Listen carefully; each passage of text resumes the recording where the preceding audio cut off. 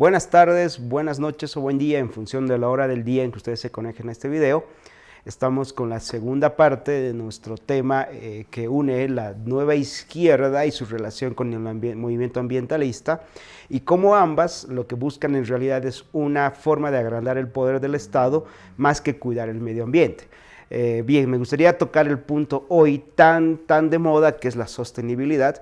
De hecho, yo cuando estaba en la universidad, me acuerdo, pasé varias materias que hablaban este tema de la sostenibilidad. Uno mira los cursos de posgrado y siempre se presentan temas con esta palabra, ¿no? Desarrollo sostenible, proyectos ecosostenibles, etcétera. O sea, inclusive ha llegado a ser un instrumento de marketing bastante usado.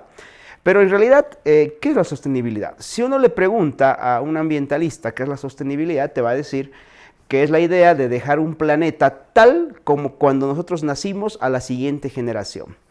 Pues el experto en este tema, el señor James Wanley, físico y doctor en ciencias naturales, dice que eso desde el punto de vista de la investigación científica y desde el punto de vista de la economía no es nada más que una quimera, una vil mentira. A ver, la acción del hombre en sociedad es mejorar siempre su nivel de vida. Para eso necesitamos usar los talentos creativos que como seres humanos tenemos. Debemos recordar que la economía no es la ciencia que tenga que esperar algo por venir, sino más bien algo por hacer. O sea, los seres humanos siempre estamos descubriendo cosas a partir de nuestros talentos creativos.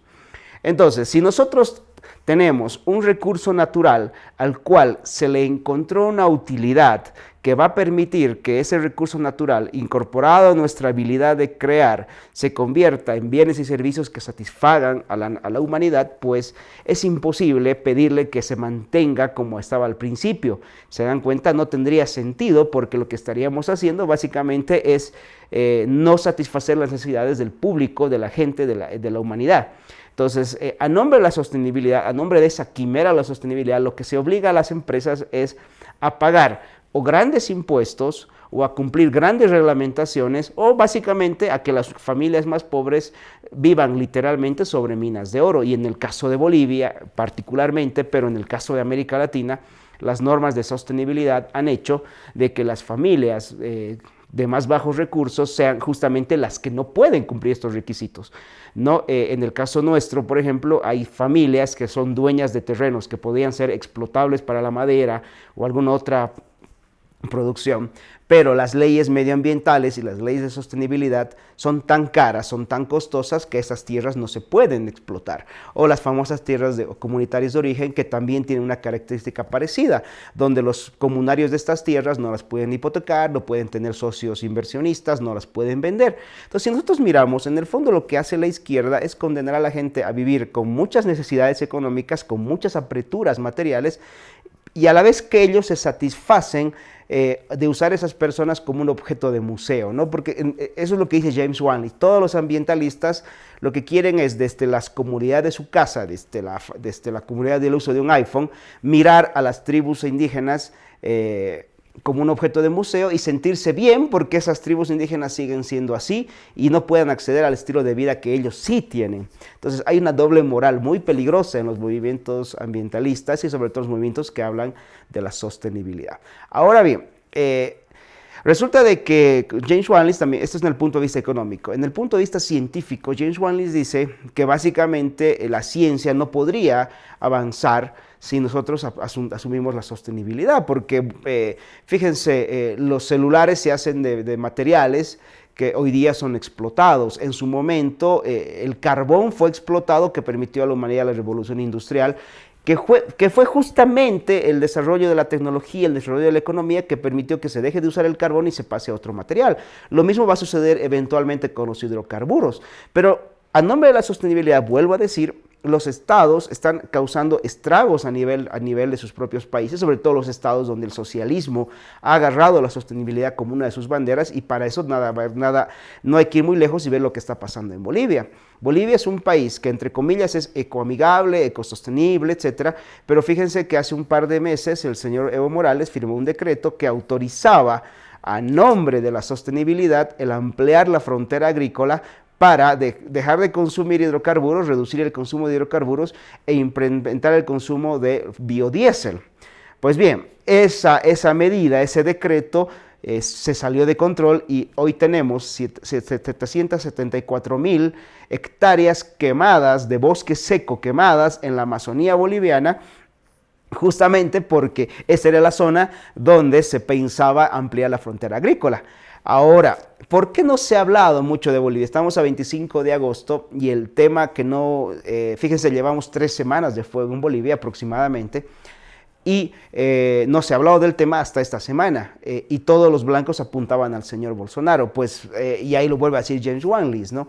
El problema es que la izquierda usa la sostenibilidad no como una preocupación real del medio ambiente, sino como un instrumento de ataque a cualquier gobierno que no se alinee a sus planteamientos. Y el caso del señor Bolsonaro es lo último que está pasando.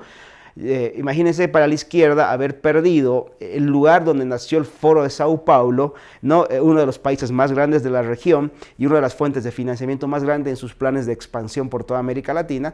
Hoy lo pierden. Entonces al señor Bolsonaro había que atacarlo en algún momento de misógeno, en algún momento de homofóbico, y hoy, aprovechando la coyuntura de los desastres de la Amazonía, atacarlo de supuestamente ser un ecocida, un criminal con el medio ambiente, ¿no? De hecho, la exministra Mariana Silva, exministra de Lula da Silva, estuvo todos estos días acusando al presidente Bolsonaro de un irresponsable y de ser causante del peor desastre ecológico de la Amazonía, aunque estudios de la NASA han demostrado de que no es el peor incendio que se ha registrado en la Amazonía y que de hecho es un incendio con las magnitudes promedio de lo que se ha registrado en los últimos años. No estoy diciendo de que esté bien que se queme la Amazonía, lo que estoy diciendo es que no es de la magnitud que la izquierda lo ha planteado. Pero en el caso boliviano sí es el peor incendio que está enfrentando el país en los últimos 100 años. Es más, no se tiene registros de haber sufrido un desastre medioambiental como el que estamos sufriendo hoy. En teoría, bajo un gobierno que organizó 3 cumbres por la madre tierra que se realizaron en este país a mediados de la década pasada.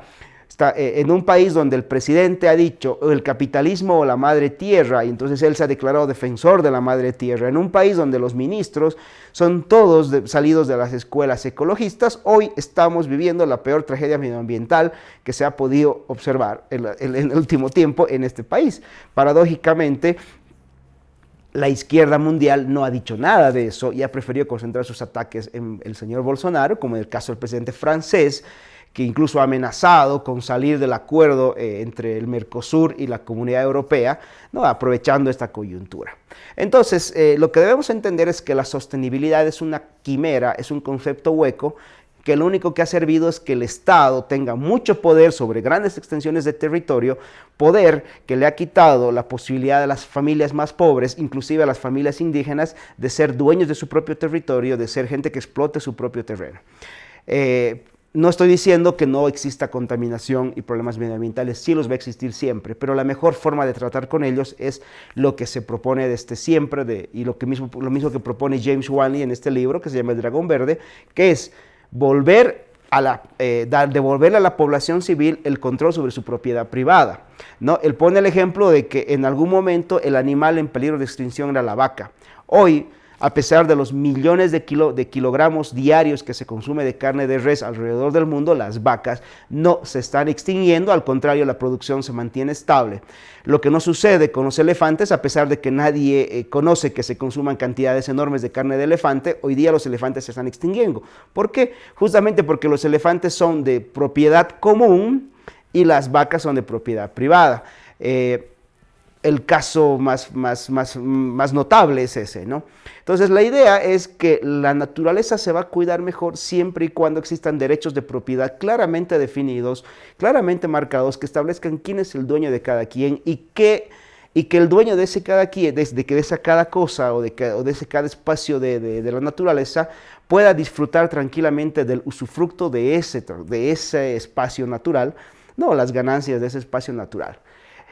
En el fondo, el capitalismo es la única forma de tener un ambiente más sano, un ambiente más desarrollado, con más riqueza y ojo, mucho más sostenible que lo que te vende la izquierda. Si uno mira, por ejemplo, los países menos contaminados hoy son justamente los países donde existe más libertad económica, donde existe más iniciativa privada, donde existe más capitalismo. Y los países más contaminados son exactamente hoy los que están bajo las terribles garras de los gobiernos socialistas, que a nombre de la sostenibilidad lo que han hecho es adueñarse de grandes extensiones de territorio para usufructo personal. El caso de Bolivia, lo que está pasando con la China, el caso de la contaminación de las explotaciones rusas en Venezuela, de las zonas productoras de oro, que son tragedias, realmente tragedias medioambientales, que los ecologistas no han dicho nada los últimos 10 años, ¿no? Se han tapado la boca. Entonces, fíjense el doble discurso de la izquierda. Si un presidente como Bolsonaro, que no se alinea a sus planteamientos, tiene un problema ecológico, ellos ya hacen un show de tragedia medioambiental. Pero si tienen un presidente como en Bolivia, que es indígena, que es un presidente que se ha declarado varias veces amigo de la madre tierra, aunque sea nominalmente, y que es un presidente socialista, no van a hacer el escándalo que hacen, porque básicamente eso no les interesa. En el fondo estamos comprobando que a la izquierda el medio ambiente no le interesa, si no le interesa la posibilidad de generar conflicto y de obtener poder a partir de conceptos tan ambiguos como la sostenibilidad. Pues bien, a modo de cerrar, la siguiente semana estaríamos tocando el cómo estas ideas se han filtrado a través de la educación en las universidades y colegios, pero también en instituciones como la iglesia, ¿no? Porque en el fondo, seas ateo o seas creyente, la sociedad judeocristiana, que es donde nosotros vivimos en Occidente, está sostenida en un principio muy básico, que es Génesis 1:28, ¿no? Ese mandato bíblico que dice que el hombre se enseñorea sobre la tierra. Casi todos los movimientos ambientalistas critican en el fondo esa posición cristiana de enseñoreamiento sobre la tierra, porque en el fondo el movimiento ecologista es una religión que se pone contraria al cristianismo. Los esperaría la siguiente semana con este tercer tema. Gracias, se despide su amigo Hugo Valderrama. Hasta otra oportunidad.